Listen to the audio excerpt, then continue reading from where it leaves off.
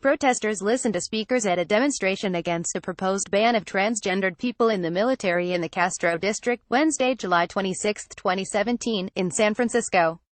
Demonstrators flocked to a plaza named for San Francisco gay rights icon Harvey Milk to protest President Donald Trump's abrupt ban on transgender troops in the military.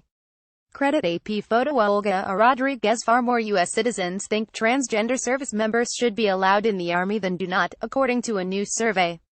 When asked if they agreed with the statement, transgender people should be allowed to serve in the military, 58% of respondents concurred, a new Reuters Ipsos opinion poll revealed on Friday. Only 27% said transgender people should not be allowed to serve, with the rest responding that they don't know. Those who identified themselves as Democrats were predominantly in favor of transgender people serving, with 83% in favor. Republicans were more evenly split, with 32% in favor and almost 20% less decisive. 49% were opposed. Coming on the heels of President Donald Trump's decision to ban transgender people from the military, the poll is a stark indicator that the policy move is far from representative of public opinion. It also reinforces the wave of backlash that emerged immediately following Trump's announcement. Trump announced the policy update in a series of tweets last Wednesday, surprising military officials and active service members. After consultation with my generals and military experts, please be advised that the United States government will not accept or allow transgender individuals to serve in any capacity in the U.S. military. Our military must be focused on decisive and overwhelming victory and cannot be burdened with the tremendous medical costs and disruption that transgender in the military would entail. Thank you, Trump wrote on Twitter. Trump's announcement was reportedly a response to ongoing feuding over funding for a wall along the U.S.-Mexico border, among other campaign promises. According to Politico, a number of conservative Republicans wanted a ban on Pentagon-funded gender-affirming surgeries for transgender military members, a policy introduced under former President Barack Obama. Unable to make progress with Secretary of Defense James Mattis, hardliners went straight to Trump, who moved to ban transgender service members altogether. Bipartisan condemnation of the decision was wide-ranging following the president's announcement.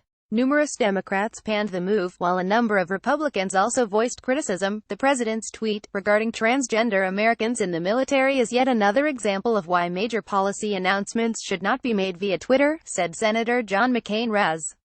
There is no reason to force service members who are able to fight, train, and deploy to leave the military, regardless of their gender identity. We should all be guided by the principle that any American who wants to serve our country and is able to meet the standards should have the opportunity to do so, and should be treated as the patriots they are. McCain's comments were echoed by a few other Republican lawmakers, including Senator Joni Ernst, a former Army Reserve commander, whose spokesperson noted that while Ernst believes taxpayers should cover the costs associated with a gender reassignment surgery, Americans who are qualified and can meet the standards to serve in the military should be afforded that opportunity. Republican Senators Tom Tillis, NC, Richard Shelby L., and Orrin Hatchett were among others who also expressed discontent. That reaction is in line with broader national views, per Friday's poll. But it's also reflective of the response anti-queer and anti-transgender legislation typically garners. Republicans across the country have introduced bills singling out the LGBTQ community. In states like Texas and North Carolina, bathroom bills have garnered particular controversy, as lawmakers work to restrict the restrooms transgender and gender non-conforming residents can use. But polling indicates those efforts aren't very popular either. In Texas, 53% of voters oppose Republican Governor Greg Abbott's anti-transgender proposals. In North Carolina, former Governor Pat McCrory lost re-election over his own attempt to regulate transgender bathroom usage. Similar efforts to target queer people have also been met with disapproval, including across regions typically seen as more conservative, namely the South, Midwest, and Appalachia.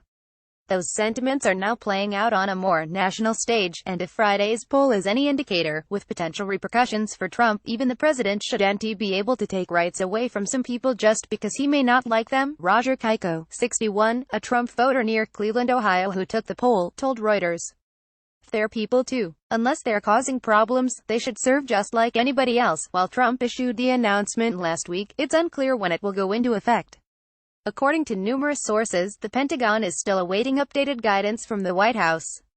In a memo sent to the Joint Chiefs of Staff, Chairman General Joseph Dunford indicated no changes would be made until then. There will be no modifications to the current policy until the President's direction has been received by the Secretary of Defense and the Secretary has issued implementation guidance, Dunford said.